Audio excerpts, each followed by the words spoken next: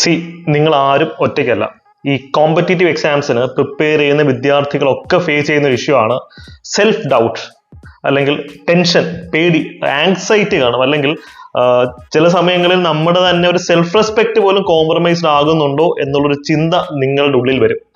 ഇത് സ്വാഭാവികമായ ഒരു ഫീലിംഗ് മാത്രമാണ്.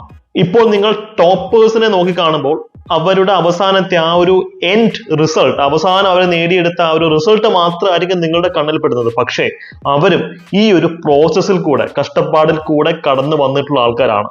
പക്ഷെ ഈ പ്രോസസ് ആരും അധികം ശ്രദ്ധിക്കാറില്ല. നിങ്ങളുടെ കണ്ണീരും കഷ്ടപ്പാടും നിങ്ങൾ മാത്രമേ കാണാറുള്ളൂ. പക്ഷെ ഈ ഒരു പ്രോസസ്സാണ് ഒരു വ്യക്തി എന്നുള്ള രീതിയിലും ഭാവിയിൽ ഒരു ബ്യൂറോക്രാറ്റ് എന്നുള്ള രീതിയിലും നിങ്ങളെ ബിൽഡ് ചെയ്യുന്നത്. നിങ്ങൾ അൺബ്രേക്കബിൾ ആയി മാറുകയാണ്. സ്ട്രെസ് മാനേജ്മെന്റ് ആയിക്കോട്ടെ, ടൈം മാനേജ്മെന്റ് ആയിക്കോട്ടെ, ആത്മവിശ്വാസം ആയിക്കോട്ടെ, ഇതൊക്കെ ബിൽഡ് ചെയ്യേണ്ടത് ഈ ഒരു കഷ്ടപ്പാടിൽ കൂടെയും പ്രോസസ്സിൽ കൂടെയും തന്നെയാണ്. അത് ബൈപ്പാസ് ചെയ്യാൻ പറ്റത്തില്ല. പക്ഷേ വെടിപ്പിന് ആ ഒരു യാത്ര നമുക്ക് സഞ്ചരിക്കണമെങ്കിൽ ആത്മവിശ്വാസം ആൻഡ് റെസിലിയൻസ്, ഈ രണ്ട് ക്വാളിറ്റി നിങ്ങൾക്ക് വേണം.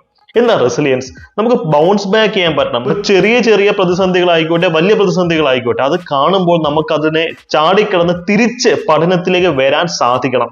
അതാണ് നിങ്ങളെ ശരിക്കും ബിൽഡ് ചെയ്യുന്ന ആറ്റം. ഭയത്തെ ജയിക്കാൻ അനുവദിക്കുമ്പോഴാണ് നമ്മൾ പലപ്പോഴും തോറ്റു പോകുന്നത്.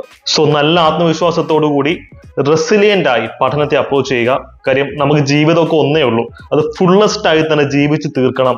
നമ്മൾ ലക്ഷ്യം കാണുന്ന ആ ഒരു സ്വപ്നത്തിന് വേണ്ടി കൺവിക്ഷനോട് കൂടി തന്നെ തയ്യാറെടുക്കുക. ആ ഒരു യാത്രയിൽ ഞങ്ങൾ നിങ്ങളോടൊപ്പമുണ്ട്. All the very best. Comment സെക്ഷനിൽ റെസിലിയൻസ് എന്ന് ടൈപ്പ് ചെയ്യുക.